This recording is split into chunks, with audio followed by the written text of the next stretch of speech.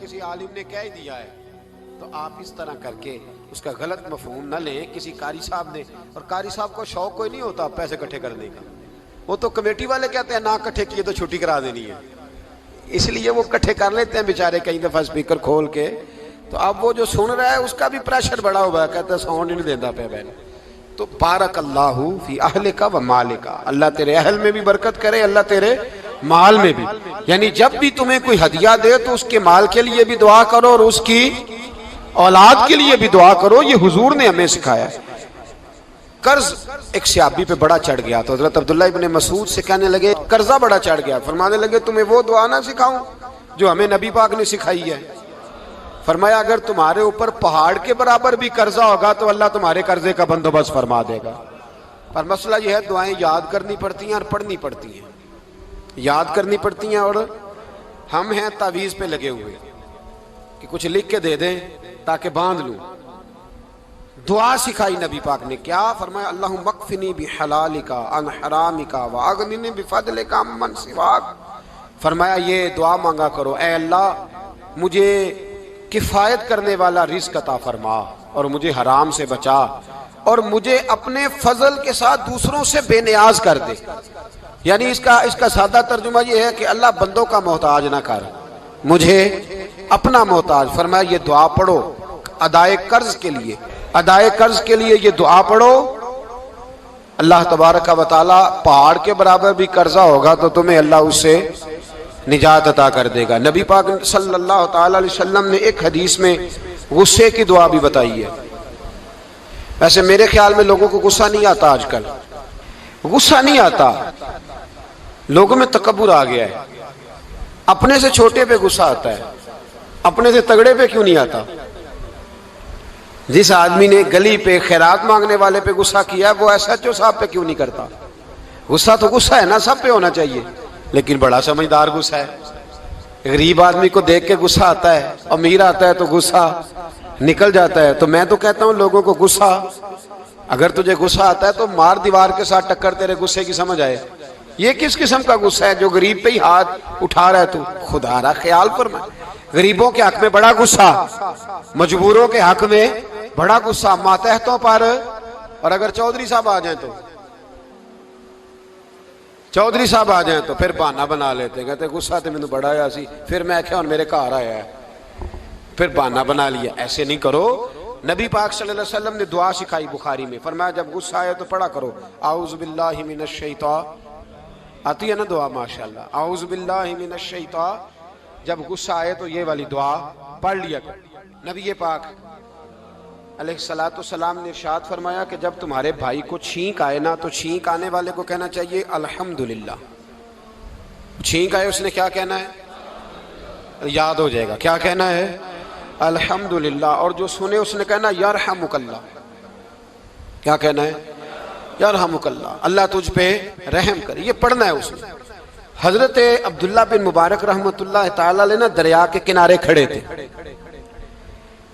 کشتی سے اترے تھے ابھی اور وہیں کھڑے تھے. تو ایک آدمی, دو چار لوگ کشتی میں کنارے سے آپ کے پاس سے گزرے تو ایک کو چھینک آئی, اس نے کہا الحمدللہ. اب سنت ہے کہ جواب دو یرحمک اللہ, اللہ تیرے اوپر رحم فرما. جواب دینا تھا لیکن وہ کشتی تیزی سے گزر گئی. حضرت عبداللہ بن مبارک رحمۃ اللہ تعالی علیہ نے ملاح کو بلایا, فرمانے لگے اس کشتی کا پیچھا کرنا ہے. وہ کہنے لگا سواریاں بیٹھیں گی تو جاؤں گا. اس زمانے میں جو پوری کشتی کا ایک سائیڈ کا کرایہ تھا وہ 5 دینار تھا. فرمانے لگے تو نہ اس طرح کر, اسپیشل مجھے لے جا بٹھا کے. کیا لے گا, اس نے کہا 20 دینار لوں گا. فرمایا 20 ہی دوں گا. اس کشتی کا پیچھا کیا اور جس آدمی کو چھینک آئی تھی نا اس سے جا کے یرحمک اللہ کہا. اس نے جواب میں جزاک اللہ کہا. تو آپ فرمانے لگے میرا کام ہو گیا, واپس چل. ملا دنیا دار تھا, وہ سوچنے لگا. پہلے تو اس نے سوچا میرا کیا ہے, 20 دینار تو ان کے گئے ہیں. لیکن جب اترنے لگے نا تو 20 دینار دیے یا 20 درہم دیے. تو وہ کہنے لگا حضرت جی صرف ایک لفظ کہنے کے لیے آپ نے اتنا پیسہ خرچ کر دیا. فرمایا لفظ کہنے کے لیے نہیں, اپنے مصطفیٰ کی سنت ادا کرنے کے لیے, اپنے نبی پاک علیہ السلام کی سنت ادا کرنے کے لیے. یرحمک اللہ, اللہ تیرے اوپر رحمت کرے. کس طرح کا خوبصورت انداز سکھایا ہے. دیکھیے ایک حدیث ترمذی شریف میں نبی پاک صلی اللہ علیہ وسلم نے فرمایا کسی بیمار کو دیکھ کے یا کسی مصیبت میں مبتلا آدمی کو دیکھ کے تم یہ دعا پڑھ لو، تمہیں کبھی وہ مصیبت نہیں آئے گی۔ کیسی خوبصورت دعا ہے، کسی مصیبت زدہ کو بیمار کو دیکھ کے پڑھو، تمہیں کبھی وہ مصیبت الحمدللہ الذی عافانی مما ابتلاک بہ وفضلنی علی کثیر ممن خلق تفضیلا۔ اللہ تعالیٰ کا شکر ہے جس نے مجھے اس مصیبت سے عافیت دی اور اس بیچارے کو یا تجھے اللہ نے مبتلا کیا، اور اللہ نے مجھے اپنی بہت ساری مخلوق پہ فضیلت دی ہے، یعنی اللہ نے مجھے بڑا اچھا رکھا ہوا ہے یار، میں تو الحمدللہ بڑا اچھا ہوں، دیکھو بیچارہ۔ یعنی یہ دعا بھی ہے اور اپنے اوپر شکر ادا کرنے کا ایک۔ اعلیٰ حضرت فاضل بریلوی رحمت اللہ تعالیٰ علیہ کو نا گلے کے اندر چھوٹی چھوٹی 2 پھنسیاں نکل آئیں، تو اس زمانے میں طاعون کا مرض پھیلا ہوا تھا۔ ایک بڑے قابل حکیم کو لایا گیا، انہوں نے چیک کر کے کہا آپ کو تو طاعون ہو گیا ہے، فرمانے لگے چل دوڑ جا، مجھے طاعون نہیں۔ اس نے کہا جناب یہ گلے پہ بنا ہوا ہے اور سب کو پتہ ہے آج کل پھیلا ہوا۔ فرمایا سب کو ہو سکتا ہے، مجھے نہیں ہو سکتا۔ کیوں؟ فرمانے لگے ایک بندے کو طاعون ہوا تھا تو میں نے اسے دیکھ کے وہ دعا پڑھ لی تھی جو نبی پاک نے بتائی ہے، لہذا حضور کا فرمان ہے تو مجھے ہر بیماری آ سکتی ہے پر یہ بیماری آ سکتی۔ وہ شخص کہنے لگا جی منہ میں بھی گلٹیاں چلی گئی ہیں، کھول نہیں رہا، کیا ہوگا؟ اعلیٰ حضرت نے کالی مرچ منگوائی، اسے پیس کے زبان کے نیچے رکھا تو ساری بیماری دور ہو گئی۔ فرمانے لگے بلاؤ نہ ذرا اس حکیم کو جو کہتا تھا طاعون ہو گیا ہے، وہ تو صحیح ہوتا ہی نہیں اتنی جلدی۔ فرمایا ہر چیز بدل سکتی ہے پر میرے نبی کا فرمان نہیں بدل سکتا، میرے رسول پاک علیہ السلام کا فرمان نہیں بدل سکتا۔ تو عزیز دوستو، نبی پاک، اب بڑی خوبصورت بات آئی، ساری خوبصورت تھی، بڑی پیاری بات آئی۔ دنیا میں سب سے حسین چہرہ اللہ نے اپنے رسول کو عطا فرمایا ہے۔ نبی پاک کا چہرہ بھی حسین ہے، مکھ چند بدر شاہ شانی ہے، متھے چمک دی لاٹ نورانی ہے، کالی زلف تے اکھ مستانی ہے، مخمور اکھی ہے مد بھری۔ پیارا چہرہ ہے حضور کا، جتنا چہرہ پیارا تھا اتنے ہی حضور کے اخلاق بھی بڑے پیارے تھے۔ لیکن میرے نبی پاک علیہ السلام جب آئینہ دیکھتے، کیا دیکھتے؟ حضور جب آئینہ دیکھتے، ہمارے نوجوان بھی سارا دن آئینے کے آگے کھڑے رہتے، کبھی بال اس طرح کے بناتے ہیں کبھی اس طرح کے۔ تو میرا کئی دفعہ دل کرتا ہے کہ میں ان سے کہوں کہ تو آئینے کو کہہ رہا ہے جھوٹ بول، پر وہ کیسے بولے؟ تو کہہ رہا ہے آئینے کو کہ تو کیا سب سے پیارا تو ہی لگ رہا ہے، پر وہ کیسے بولے؟ اس نے تو سچ بتانا ہے۔ ان کو آئینہ جو دکھایا تو برا مان گئے۔ تو میرے عزیز یاد رکھیے گا، نبی پاک صلی اللہ علیہ وسلم بھی آئینہ دیکھتے۔ آئینہ دیکھنا حضور کی سنت ہے، کوئی سنت سمجھ کے آئینہ دیکھے گا تو ایک دفعہ دیکھنے پر 100 شہیدوں کا ثواب ملے گا۔ لیکن نبی پاک صلی اللہ علیہ وسلم آئینہ دیکھتے کیا کہتے؟ اللہم انت حسنت خلقی فحسن خلوقی۔ یا اللہ، یہ دیکھیں حضور نے ہمیں سکھایا ہے، یا اللہ جس طرح تو نے میری صورت اچھی بنائی ہے میری سیرت بھی اچھی بنا دے۔ یہ ہمیں سکھانے کے لیے دعا، یا اللہ جس طرح صورت اچھی بنائی ہے، جس طرح تو کہتا ہے نا اس دفعہ اس وقت دیکھ لو کپڑوں پہ کوئی داغ نہیں، تو دعا کیا کر باطن کے بھی اللہ داغ دور فرما دے، یہ والا سارا معاملہ بھی ٹھیک ہو جائے۔ آخر کی طرف آتا ہوں، فرمایا جب کھانا کھانے لگو تو دعا مانگو، اور ایک روایت میں فرمایا یہ دعا پڑھ لو، کھانے میں زہر بھی ہوگا تو تم پہ اثر نہیں کرے گا۔ کھانے پہ، ایسے میں بڑی تکلیف سے کہتا ہوں کہ آج بھی ہمیں کہنا پڑتا ہے کہ بہت سارے لوگ ایسے ہیں جو ابھی بھی کھانے سے پہلے بسم اللہ نہیں پڑھتے۔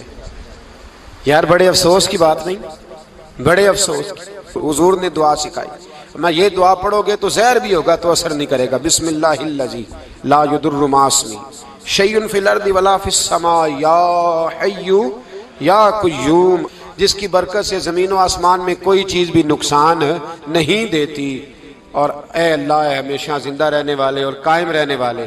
یہ نبی پاک علیہ السلام۔ اور ایک حدیث میں اور بھی دعا آئی ہے، بسم اللہ شریف تو خیر بخاری میں موجود ہے، مسلم میں موجود ہے، بسم اللہ والا برکت اللہ بھی ایک حدیث میں نبی پاک صلی اللہ علیہ وسلم نے ارشاد فرمایا۔ اور جب کھانا کھا چکے پھر کہا دعا مانگو، الحمدللہ الذی اطعمنا وسقانا وجعلنا من المسلمین۔ اللہ تعالیٰ کا شکر ہے جس نے ہمیں کھلایا بھی، پلایا بھی اور مسلمان بھی بنایا۔ حضرت مرزا مظہر جانے جانا فرماتے ہیں کہ بارش ہوئی تھی تازی تازی، دلی میں تازی تازی بارش ہوئی تھی، ایک بابا لکڑی کے جوتے پہنے کھڑا ہوں، اللہ اللہ اللہ اسی کسے دے کچھ بھی نہیں لگ دے نہ کوئی ساڈا دردی، بابا مست ہو کے جا رہا، اللہ اللہ کرتا جا رہا. ایک طوائف اپنے کوٹھے سے اتر کے تو سیڑھیوں پہ بیٹھی تھی، ساتھ اس کا یار بھی بیٹھا تھا. بابا اپنی مستی میں جا رہا ہے تو بابا جی کے پیروں سے کچھ مٹی اڑی تو اس عورت کے کپڑوں پہ پڑ گئی. پرواہ نہیں، بزرگ گزر رہے. وہ یار اس کا دوڑا ہوا آیا، اس نے آ کے تھپڑ مارا. کا خیال نہیں سارے اس کے کپڑے آلودہ کر دیے، تو کدھر تیرا دماغ نہیں ٹھیک؟ بابے نے نظر اٹھائی، کہا بیٹے میں نے دیکھا نہیں، چل اللہ تیرا بھلا کرے، تو نے بدلہ لے لیا. بابا جی چپ کر کے وَإِذَا خَاطَبَهُمُ الْجَاهِلُونَ قَالُوا سَلَامًا، چپ کر کے گزر گئے. ٹھنڈ کا موسم تھا، بارش تازہ ہوئی تھی، حلوائی دودھ کاڑ رہا تھا. اس نے بٹھایا بابا جی کو پھٹے پہ، پیالہ پکڑا، دوڑ کے آگے بڑھا. بزرگ آ گئے، آئیے بیٹھیے. دودھ کا گرم گرم پیالہ شکر ڈال کے دیا. بابا جی نے دودھ پیا، پھر نظر جھکی، پھر رنگ بدلا. کہنے لگے مالک تو کتنا بے نیاز ہے، کہیں تھپڑ مرواتا ہے، کہیں دودھ پلاتا ہے. تیری بے نیازی ہے نا، ادھر تھپڑ مروایا، یہاں دودھ پلایا، تو ہی جانتا ہے تیرے رنگ کیا ہے. ابھی بابا وہیں بیٹھا تھا، دوڑے آئے پیچھے سے لوگ، شور ہوا. بابے کو دبوچ کے وہاں لے گئے جہاں اس نوجوان نے تھپڑ مارا تھا. کہا تو اللہ کا بندہ ہے، اللہ کے بندے بد دعا تو نہیں دیتے. ہوا کیا؟ کہا تو نے بد دعا دی ہے؟ کہا نہیں دی، بات بتاؤ. کہنے لگے اس نے تجھے تھپڑ مارا ہے، چھت پہ چڑھا ہے، پیر پھسلا ہے، گردن کے بل گرا ہے، منکا ٹوٹ گیا، مر گیا ہے، تو نے بد دعا دی ہے. بابا جی کہنے لگے یار میں نے تو دوسرا لفظ بھی نہیں کہا، بھلا ہو کہہ کے گزرا ہوں، میں نے نہیں بد دعا دی. کہا تو نے دی ہے تبھی تو مر گیا. کہا نہیں دی. کہا بابا تو بزرگ آدمی ہے، سچ بول. تو بابا جی کہنے لگے سچ سنو. پھر میں آ رہا تھا، میرے پیروں سے مٹی اڑی، اس کے یار کے کپڑوں پہ پڑی، اسے برا لگا، اس نے مجھے مارا. جب اس نے مجھے مارا تو میں کوئی لاوارث تو نہیں تھا، جب اس نے مجھے مارا تو میں کوئی لاوارث تو نہیں تھا. مجھے دشمنوں نہ چھیڑو، میرا ہے کوئی جہاں میں ابھی پکار لوں گا، نہیں دور ہے مدینہ. اس نے مجھے مارا تو میں کوئی لاوارث تھا کہ میرا بدلہ کوئی نہ لیتا. اس نے مجھے مارا ہے تو میرے یار کو برا لگا تو اس نے اسے مار دیا ہے، میری تو غلطی کوئی نہیں. یاروں کا جھگڑا ہے، یہ تو دوستوں کا جھگڑا ہے، یہ تو یاروں کا جھگڑا ہے، کوئی غلطی نہیں میری، کوئی غلطی نہیں. خش خش جنہ قدر نہیں میرا، اے میرے صاحب نو وڈیاں، میں تے گلیاں دا روڑا کوڑا، میں گلیاں دا روڑا کوڑا. مینوں محل چڑھایا ہے سائیاں، مینوں محل چڑھایا ہے سائیاں. فرمایا اس نے مجھے لاوارث سمجھا تھا کہ تھپڑ مار کے گزر جائے، میرا کو پوچھے گا ہی نہیں. میرے رسول پاک علیہ السلام کے بارے میں رب فرماتا ہے ابھی میں تو تیرے ہوتے ہوئے کافر کو سزا نہیں دیتا کہ تو موجود ہے. یاد رکھیں حضرت فضیل بن عیاض فرماتے ہیں ایک جوان تھا، مسجد میں آیا، لوگوں سے کہنے لگا روٹی کھلاؤ. کسی نے توجہ نہ کی. اس نے کہا میں رب بتانے والا ہوں، میری طرف دیکھو تو صحیح. کسی شخص نے خیال ہی نہ کیا. پھر اس نے کہا یار تھوڑا سوچو. نمازیوں سے کہا، اہل علاقہ سے کہا، انہوں نے کہا تیری طرح کے بڑے درویش دیکھیں. مسجد کے محراب میں وہ رب کریم کا بندہ انتقال کر گیا. جب فوت ہو گیا نا، لوگوں کا مزاج ہے بیمار کو دوائی نہیں دیتے، جنازے پہ وقت پہ پہنچ جاتے. جب کوئی گر رہا ہوتا ہے تو سہارا کوئی نہیں دیتا، جب کوئی گر جاتا ہے ٹانگ ٹوٹ جاتی ہے تو تیمارداری کو زمانہ پہنچ جاتا ہے. اور بزرگ وہ نوجوان اللہ کا نیک بندہ مسجد کے محراب میں فوت ہو گیا. حضرت فضیل ابن عیاض کہتے ہیں امام صاحب نے اعلان کیا چندہ دو، کوئی لاوارث فوت ہو گیا، کفن دینا. چندہ کٹھا ہوا، کفن خریدا، جنازہ پڑا. عشاء کے بعد دفن کر کے آئے.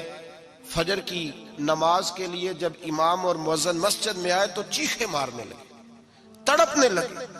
دور دور تک آوازیں پھیل گئی، دنیا دوڑی آئی. کیا ہوا؟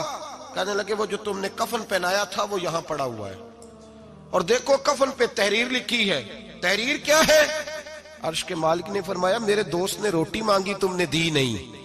اس نے تمہیں میرے قریب کرنے کے لیے اپنی طرف توجہ کرائی، تم نے کی نہیں. اور میرا یار تمہارے کفن کا محتاج تھا، سنبھال کے رکھو اپنا کفن، میں نے اسے جنت کا لباس عطا فرما دیا، سنبھال کے رکھو. یہ کوئی لاوارثوں کا ٹولہ ہے؟ یاد رکھیں جو وارث والے ہیں، وارث والے ان کا رنگ اور ہے، جو ماننے والے ہیں ان کا مزاج اور ہے. اپنی زندگی لاوارثوں کی طرح